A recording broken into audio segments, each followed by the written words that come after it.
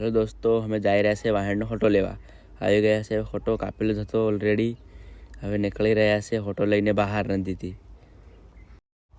હવે નદીમાં તો ફોટો કાઢતેલો અને એટલામાં મારો પગ લપસ્યો અને હું નીચે પડી ગયો અને મને થોડુંક વાગ્યું. હું એકલો કાઢવાની કોશિશ કરતેલો પણ ફોટો નહીં નીકળ્યો. પછી મેં આકાશની મદદ લીધી.